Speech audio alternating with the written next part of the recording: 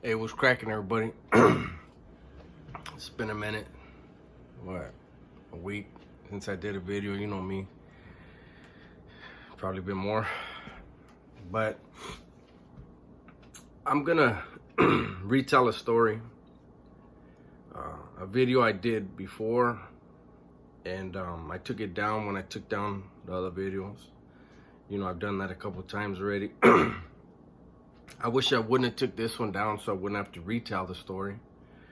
I don't have much juice on my battery. I just came back from washing my car. I didn't realize my battery was low, and I gotta head out for work soon. But one of my subscribers asked if I could do this video again, and said that that it brought a tear to his eye, and that he felt it could help someone, possibly. And so for that reason, I'm willing to go ahead and tell the story again, and won't take it down. This time I may go into a little bit more detail, and we'll see how I feel as I talk. So I gotta go back. This goes back to okay, I'm gonna start the story. It was the beginning of 2000 in Pelican Bay Bee Yard, and I had a I had a neighbor, white dude, and his hustle was making white lightning, right? And it was count time, and we had a fish hura, you know. And so I was like, oh fuck, cause I could smell the white lightning in my cell.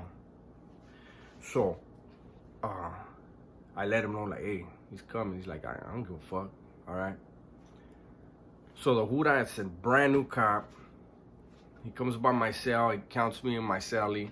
He walks past us, walks past my neighbor's cell, gets like between his cell and his neighbor's cell, spins back around, and comes back to my cell. And he asked me, are you making wine? I said, no, I'm not making no wine. And he just looks at me and he just walks off, right? But it irritated me. Like, you know, I asked my cellie, what the fuck was that? And so I looked down the tier, and I could still see him on our tier. And I said, hey, Sion, when you get done, can you come back to my cell? And I believe I was in 205. So I told him what cell I was in, and he's like, I'll be there in a minute. Gets to the end of the tier, he comes back to my cell, and I said, hey man, you asked me if I was making wine right now when you walked by, right? And he goes, yeah. I said, if I was, what the fuck are you gonna do? And he was like, tripped, like, huh? And I said, what the fuck? Do you think you were gonna come in my cell if I was making wine? And he was like, oh no. And I said, hold up, you need to go downstairs, talk to your partner, and ask him about the way the programs run here. We don't come out of the cell under the influence, and you guys don't come in our cell. That's the thing. If we come out stupid, then, you know, you guys got to do what you got to do. But don't come in here trying to change the program. Anyway, so from that day on, I couldn't stand that hura. You know, when you're in there and you're full of hate and you're full of rage, and you have that mentality like, fuck them huras, you know what I mean? Like, for anything. And when they do something like that, like, it'll stick in your head. Like, this vato thinks he's a super cop. He didn't think he was a super cop. He was just doing what the fuck the academy told him to do, right? But it didn't matter. In my mind, it was like, fuck that dude. Now, fast forward a few months, and we had that big riot everybody knows about. You see it on YouTube. February 23rd, 2000, the shit jumps off. And so the whole yard's on lockdown. The feds are all over the yard. The yard itself is an active crime scene, and like, everything stayed. Like, the bloody clothes that they had to rip off people stayed where they were, you know. It was just and so they only took a handful of dudes to straight to the shoe, and everybody else went back to their cell because there had been so much shit jumping off. So you had A1, A2, A3, A4, and B7 were all at SIGs, and they were all packed. So they were gonna have to move people to the SHU and transfer people to other SHUs, and you know, so for the meantime, everybody's in their cell. And so you know, it's war. It's all out war. The whites and blacks, the Mexicans and blacks, everybody strapped up, waiting for the doors to open. And so one day in June, the Hura rattles my door, right? And I was like, what the fuck? And I go and I look, and he says, hey, the counselor wants to see you. And normally that's like, fuck that counselor. But you know, it's locked down, we've been caged up. So I turn around, and I don't know why I did this, but I told my cellie, hey homie, I'm gonna go for the walk. And I took my knife out, where I would keep it stashed. I took it out and I handed it to him, and I told him I'll be right back, because I'm thinking it's the counselor's office right here in the building, right? So the Hura comes and he cuffs me up, and it's that Hura that I don't like, and it's another Hura that's actually cool, right? Very respectful dude. So they're escorting me, and we go through the rotunda, and then boom, we're walking out, and he goes, hey, we got to take you to the main counselor's office. It's like in the hobby shop area and all that. So I go, and I'm walking, and when we go in, I remember when we walked in, right at the door to my left, there was a nurse, right? And the Hura's uncuffing me. The one that was okay, he's uncuffing me. His partner's behind him, and the counselor's in front of me to the left. So when I get uncuffed, I step in, and she tells me, sit right here next to me. So there's a desk next to her. It's on her left, right? So she's over here, and I go over here. And I sit down, and I had my documentation hearing coming up, right? I don't know if they still do those, but she goes, I'm gonna have you sign papers for your doc hearing. And I was like, all right. So I'm like, okay, that's what it is. So when she hands me the papers, I grab the papers and I grab a pen, and when I go to sign, she looks straight at the CO and says, I hate doing this shit.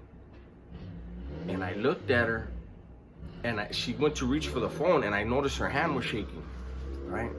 It's like a scary ass bitch. And she tells me, I'm gonna make a phone call right now, and the person on the other line is gonna be your dad. And I think probably subconsciously I knew what was happening, but I remember getting irritated, and I said, what do you mean he's gonna be my dad? I got a dad. Stupid ass comment, right? But I was just like, fuck you mean he's gonna be my dad? I got a dad. And that's when she said, I hate doing these things. And I noticed her hand was shaking. And she handed me the phone, and I was like, hello? And it was my dad. My mom and dad hadn't been together since the 80s, but my dad loved my mom. You know, but anyways, it's my dad, right? And he's crying. And he says, mijo, she's gone.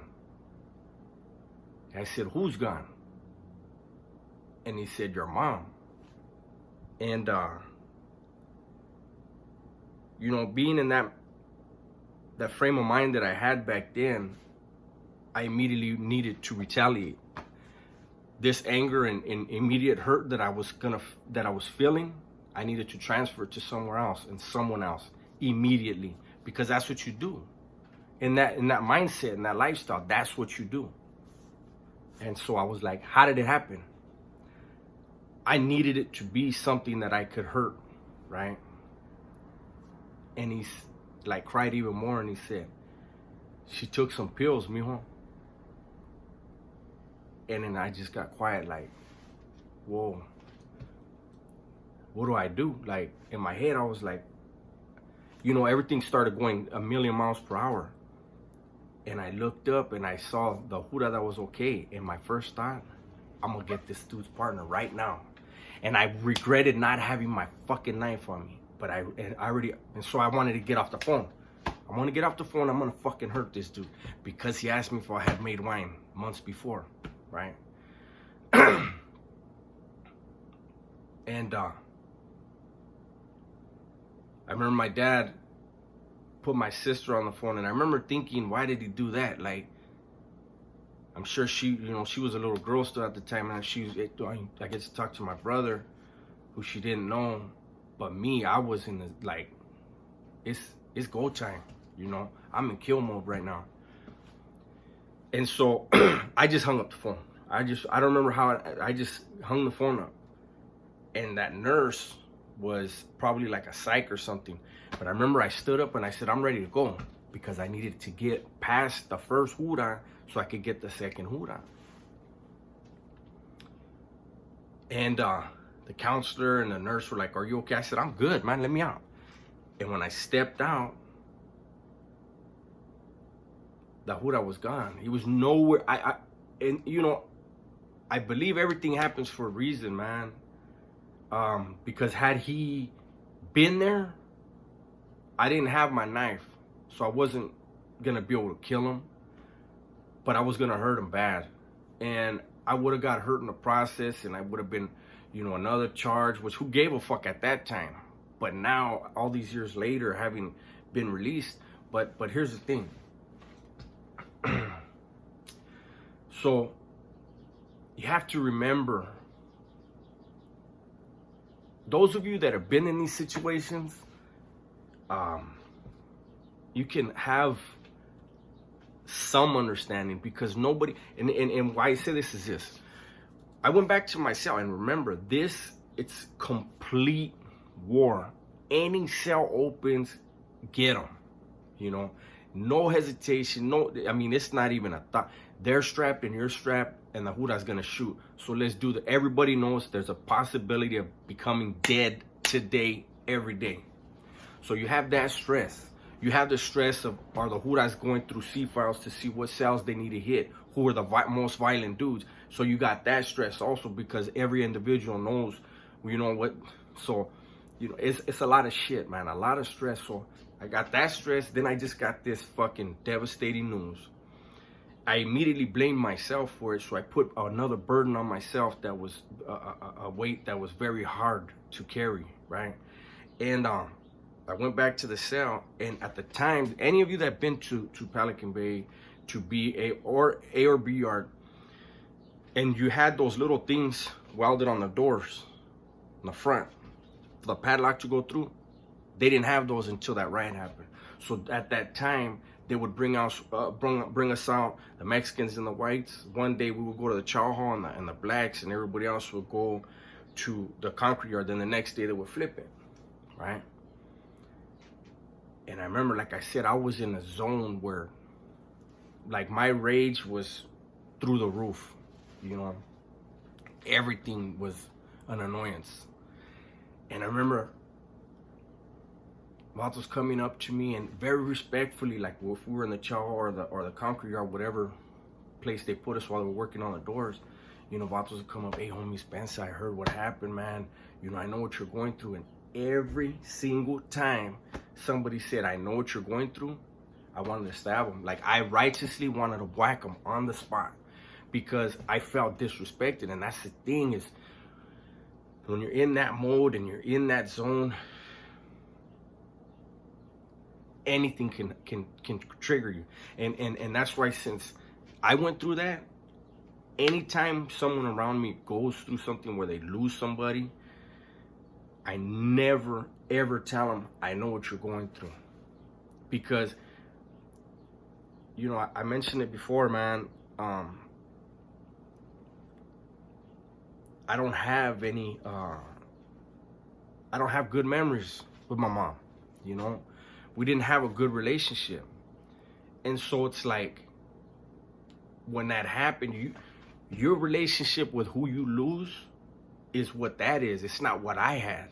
you know? So how can I tell you I know what you're going through when you don't know? Like, me and my mom didn't see eye to eye. I loved her, but I hated her, you know? And I didn't get to the point where at the time I hated my dad. I loved him, but I also hated him. I'm to the point now where I was able to get out and love my dad, you know, and give everybody a fresh start, because I was given a fresh start. I didn't get to do that with my mom. And so that was even more anger, like, damn, man, you know. And I just remember being so miserable and so hateful and so angry.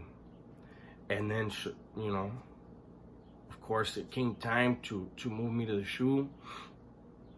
And this is the part of the story I didn't tell before, and it's, I'm not proud of, but I think I need to tell this. So when I went to the SHU,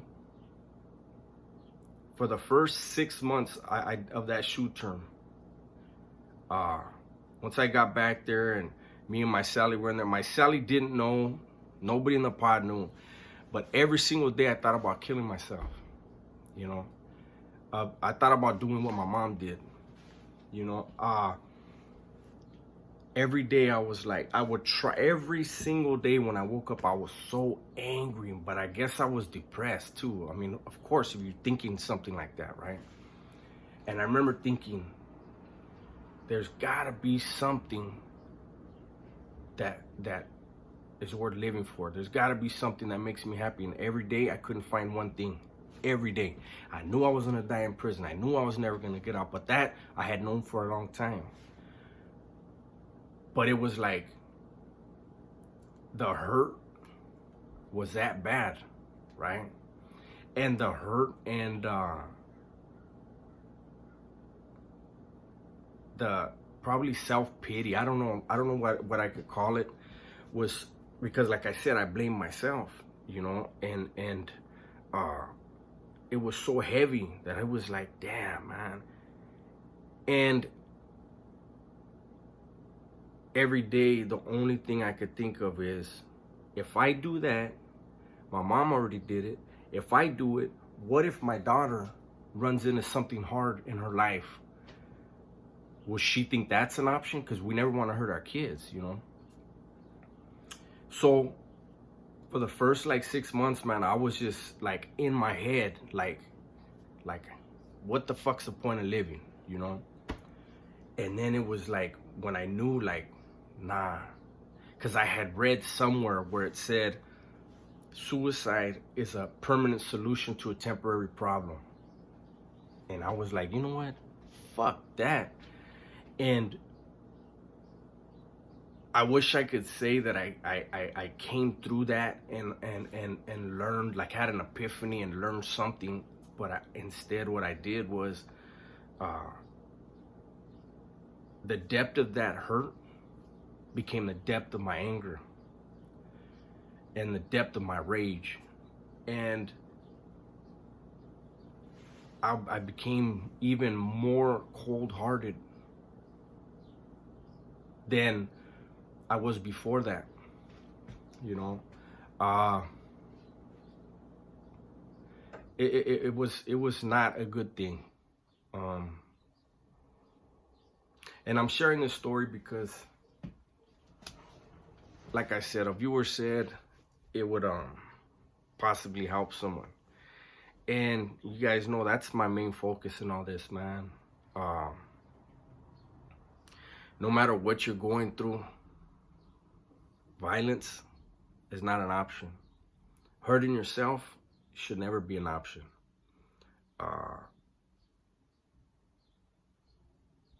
Holding yourself accountable for what you are responsible for. Like, it took me a long time. I'm gonna tell you, the first time I went to board, whenever lifers go to board, we have to be seen by a psych. The psych has to evaluate our threat level to society. And they give us 1 through 5 ranking. 1 being the least violent, least likely to commit another crime, and 5 being most likely. I was given a 5. And one of the things that they harped on was the fact that I was blaming myself for my mom's suicide. And when I read that, what I did was I got books and I started reading about it, and like, I know for years, man, I couldn't even say my mom committed suicide. It would break me down. Like, I would cry, like, so I couldn't say it in the open, But me having learned about it and realized, you know what, man, my mom just had things in her heart and her mind that she couldn't deal with. And unfortunately, she went that route, And before I go, man, there's a song, really sad song, so I don't recommend everybody listen to it. But there's a song by that white rapper named NF, and it's called like "How Could You Leave Us" or something like that. And anytime I hear that song, man, it hits home, It's because that,